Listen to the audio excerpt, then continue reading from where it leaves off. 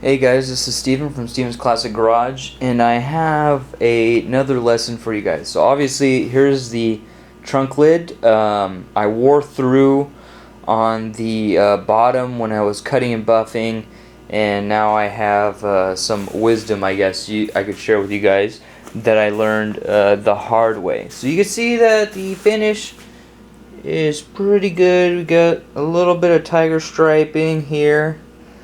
Not too bad. Reason being is I stopped because I noticed something. So basically what I did to prep this is I used the color in clear coat as basically high build primer, and I used it to block down those issues in the corners, and also a little bit of the issues down here, over here in this corner, and then over here to straighten it out. Now that is where the trouble came. So obviously in those corners, most of them are high. Most of them were high, right? So the idea was that you build these other sections up, and so it'll be easier to basically be able to block it. But you're going to get really low on that high spot. So what actually happened is on those high spots, I actually went down, not to primer, but down to color. So I broke through the clear and went down to color. Now this is basically what happens. So obviously what we're talking about here is we have the base coat is the Duplicolor Paint Shop, which is a lacquer, and I have the Euro clear coat over there from Smart, also very similar to the Eurostar from 5-Star Extreme, and probably multiple other brands. So basically what happens is there's some sort of reaction. So these are the spots where it broke down to bare paint. So here's one spot here, here's another spot here, and then this was so the main two spots were this spot and that spot. I'm not completely sure about this spot. So I have a couple of options. One is I go and I sand these. I block sand these because now basically I have this color over the clear, and as you can see it's basically the same as kind of how I started, even on the primer. So it's very close to how I started. So maybe I might. I mean, you can see a couple other spots. Oh, here's one. I think this was also a high spot, and you can see now that there's a rib there. This is okay. I mean, I have a little bit of drip going down, actually quite a bit of drip going down. And then here's another spot here. What my dad brought up might be something, is that it might have been maybe when I used the grease and wax remover, maybe it absorbed it inside of the bare, and it didn't absorb it inside of the clear, and then it left this texture. And obviously the texture is that there is high here and it's shrinking. Now basically what happened was this wasn't this bad until the last coat. So basically what I did was it was starting to get this halo effect around the low spot. So what I did is I sprayed the last coat. I sprayed more, probably too much. Obviously not enough to run. I mean, there's no run on this edge. So obviously not enough to run. But actually we could see quite a bit that this is where it was basically down to bare metal, and we have that almost all the way down. So on the last coat I sprayed extra on these spots and it covered it, but then when it dried, the next coat that I came to put down, it had this texture on it. So basically what happened is obviously it just kind of shrunk, and might have been because I put so much acetone on it. I might have been able to cover it if I did more colors. But basically what, obviously this channel is also to help a lot of you guys that are coming out and you know, starting in your garage or doing whatever. And obviously it's just a document, so to help people that have these same issues. That's kind of the idea with the channel. I'll show you guys some cool cars, show you guys some stuff that I do in the garage, kind of my passion for cars, and doing this kind of work and figuring out these issues and figuring out how to do it. I guess try to do it cheaply, but obviously I'm new at this, so I'm gonna make mistakes. So this channel is here to help you not make the same mistakes I did. So the one thing I recommend, I don't think it has anything to do with the color, because as you can see, the color is sprayed really nicely, where I did not wear down to basically to color. Now even here there was a black spot here from the primer, because there's actually like a little dent here. It's like rolled down a little bit there. That's fine. It's just part of the panel. So some spots, you know, it's just part of the panel, and I didn't bother fixing it. For example, over here, it's super rounded. It's not very flat right there. But I mean, I'm sure that on the actual trunk, it's very much like that anyways. And you're gonna tell a little bit from the reflection, but not much. Same deal over here. That's why this wore through.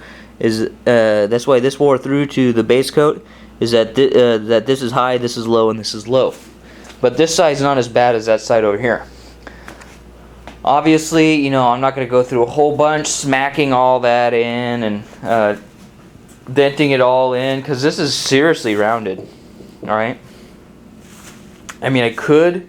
It's going to be pretty strong there, especially when it's got when it might be backed up. So, you know, you're gonna kind of stretch the metal out there, smacking it in. You could do that, and I might still do that, but it's kind of the natural, because again, the thing is I'm trying to make this similar to original, but kind of some new flair.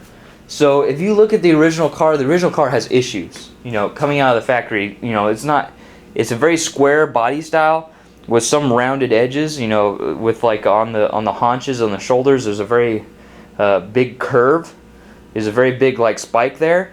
But some of the other stuff that's flat is not actually flat. It's kind of got a rounded, you know, that they weren't perfect. And especially like this, if you look at the trunk lid, right, you see how it hooks? If you look down, it like goes in hooks in the middle. They all do that. So, you know, obviously they probably wanted that to be semi-straight, because the panel that it goes on top of is relatively straight. But it's pretty straight, actually. So, you know, obviously that was an issue at some point. I don't know if that was stylistic. I mean, you could see how much it goes in. It goes in about 1/8 of an inch to 1/4 inch in the center, and then comes back out. So, you know, I'm just trying to imitate kind of how the car was, so that all this stuff looks like it was, you know, came off the car. We're not trying to do a resto mod or anything here. So, you know, very factory. It's got imperfections. You know, it's a daily driver, but it is, you know, still 1965, you know, kind of essence. Anyway, so again, I'm here to talk to you guys about, you know, some of the things I learned, and this is one of the things. If you can avoid it, do not spray. If you hit the clear, if you wear through, you might need to re-primer it. I don't know exactly how the best way to solve this is. You could spray paint on top, sand it, and then spray it again. It's a very expensive way of doing it, rather than just shooting it with primer. Obviously, shooting it with primer, if you have primer very close to your color, if you're shooting black, that's a better deal. Obviously, I'm shooting that black primer, which I did shoot on top to do all the guide coat, right? So I basically used it as guide coat to block down, to use this paint and clear as basically a guide coat to, as a high build primer to kind of block all the high areas down. So you could have done that, and I did not see any issues there. But obviously, at the time, it was not down to paint color. So that's one thing. So I mean, if it was me and I were to do it over again, I would probably use the primer to coat this first over top of the clear, and then spray it, because you're gonna get better. And I hit it with 500. I hit it with 500. 500 to 600 is pretty good. So hit it to 500, and then I would have sprayed the primer on it, and I probably would have got a better adhesion. And then blocked the primer. But now, since I've already been there, done that, I already spent the money on this guy. Shooting the color, more color. I'm better off just sanding, because it's going to be easier to cover over. So I could just hit it, you know, 1 or 2 more coats, and finished up another half can. I finished up that can, had about a coat in it, and I put another 2 coats from there on here. This is a 3rd coat. So probably sand these areas down and then shoot it again and see how it turns out. Basically, I don't think I need to do much of, I'll probably sand the whole thing 500 really quick, scuff it. Maybe even more than that. I might even do more than that, 1,000 grit or whatever. And then respray, and I should get a better deal. But be very, very careful when you do that over color, especially if you go down to, if you go over clear, especially if you go down to color, you're going to have some issues with that, that transfer from color to clear.